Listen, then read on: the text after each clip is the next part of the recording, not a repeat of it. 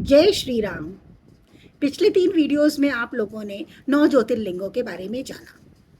यह इस श्रृंखला का आखिरी वीडियो है और आज आप बाकी के 3 ज्योतिर्लिंगों के बारे में जानेंगे। त्र्यंबकेश्वर शिवलिंग जो त्र्यंबक तहसील में नासिक महाराष्ट्र में स्थित है। आइए अब सुनते हैं उसकी उत्पत्ति की कथा। गौतम ऋषि अपनी पत्नी अहिल्या के साथ ब्रह्मगिरी स्थान में रहते थे। वहां उन्होंने हजारों वर्षों तक तपस्या की। एक समय वहां 100 वर्षों तक अकाल पड़ा। सब कुछ सूख गया। सभी ने वह देश छोड़ दिया, परंतु ऋषि वहीं रहकर तपस्या करते रहे। 6 माह के घोर तप के बाद वरुण देव प्रकट हुए और उन्होंने देवताओं के विधान के विरुद्ध ऋषि को अक्षय रहने वाला जल दिया।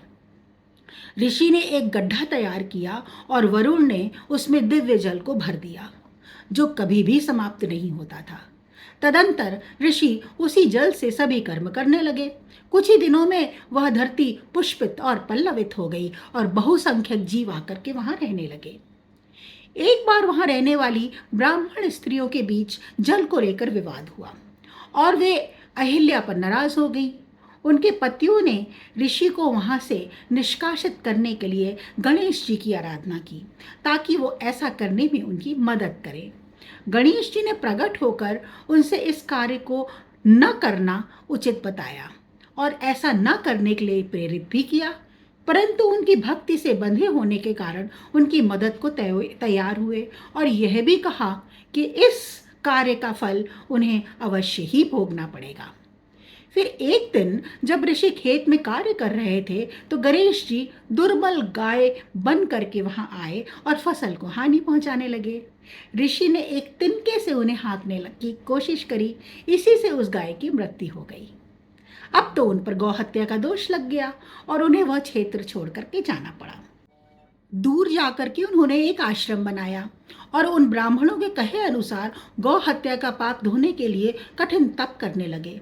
तब शंभु प्रकट हुए और गौतम ऋषि ने उनसे निष्पाप होने का आशीर्वाद मांगा और गंगा प्रदान करने के लिए अनुरोध किया, ताकि वे अपने पाप धो सकें। तब शिव ने पृथ्वी और स्वर्ग के सारभूत उस जल को गौतम मुनि को दे दिया और गंगा जी से कहा कि वे वहीं पर वैवस्वत मनु के 28वें कलयुग तक निवास करें। देवताओं ने भी गंगा को आशीर्वाद दिया कि जब जब बृहस्पति ग्रह 12 वर्ष के बाद सिंह राशि में आएंगे, तब तब सभी देवता भी वहां आएंगे और 11 वर्षों तक पापियों के पाप से मलिन हुई गंगा को फिर से पवित्र कर देंगे। गंगा ने शिव जी को भी साथ रहने का अनुरोध किया और शिव जी वहां स्थापित हो गए। इस प्रकार गंगा वहां गोदावरी या गौतमी के नाम से बहने लगी और भगवान शिव जो वहां स्थित हुए वह ज्योतिर्लिंग त्र्यंबकेश्वर कहलाया। केदारेश्वर ज्योतिर्लिंग हिमालय के केदार क्षेत्र में स्थित है। भगवान विष्णु के नर और नारायण नामक 2 अवतार हुए और उन्होंने पार्थिव शिवलिंग बनाकर बद्री क्षेत्र में घोर तपस्या की और शिव शंभु से उस तपस्या को स्वीकार करने को कहा। जब उनको पूजन करते सहस्त्रों वर्ष बीत गए, तब शिवजी ने उन्हें वर मांगने को कहा। उन्होंने ये वर मांगा कि शिव जी अपने स्वयं के केदार क्षेत्र में ज्योतिर्लिंग के रूप में स्थित हो जाएं। शिव ने उनके अनुरोध को स्वीकार किया और वहीं पर स्थित हो गए, जो केदारनाथ नाम से पूजा जाने लगा। नर और नारायण और केदारेश्वर शिव का दर्शन करके मनुष्य मोक्ष का भागी हो जाता है, इसमें कोई संशय नहीं है। घुश्मेश्वर भगवान शिव का 12वां ज्योतिर्लिंग है, जो सिवांग गांव में सवाई माधोपुर जिले में राजस्थान में स्थित है। पुराणों के अनुसार देवगिरी पर्वत पर सुधर्मा नामक ब्राह्मण अपनी पत्नी सुदेहा के साथ रहता था। दोनों ही धर्म कर्म में रत रहते थे, परंतु उनके कोई पुत्र नहीं था। इससे वे दुखी होते थे। सुदेहा ने हट करके पति का विवाह अपनी बहन से करा दिया, ताकि वे पुत्र को प्राप्त कर सकें। उसकी बहन का नाम घुस्मा था। घुस्मा अपने शिव भक्त बहन की आज्ञा से नित्य 108 पार्थिव शिवलिंग का निर्माण करती, विधि पूर्वक उनका पूजन करती और फिर निकट के सरोवर में उन्हें विसर्जित कर देती। शंकर जी की कृपा से उसके एक सुंदर पुत्र का जन्म हुआ।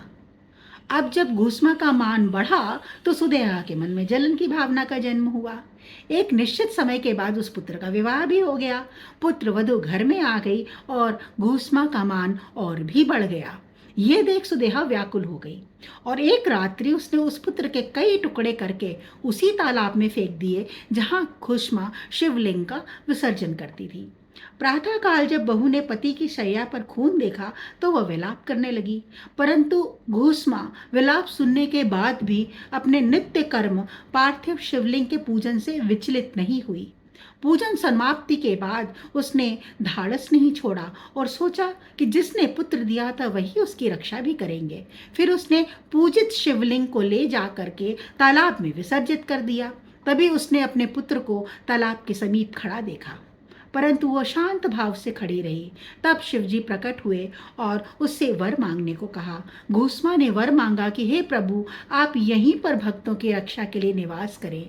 और घुसमा पर प्रसन्न शिवजी वहीं पर घुष्मेश्वर के नाम से स्थापित हो गए और उस सरोवर का नाम शिवालय हुआ। इस प्रकार घुष्मेश्वर ज्योतिर्लिंग की स्थापना हुई। यह लिंग सभी कामनाओं का पूरक है। ये थी 12 ज्योतिर्लिंगों के आविर्भाव की कथा। यदि आपको ये जानकारी ज्ञानवर्धक लगी है तो चैनल को लाइक सब्सक्राइब करिए और कमेंट में हर हर महादेव जरूर लिखिए। जय श्री राम।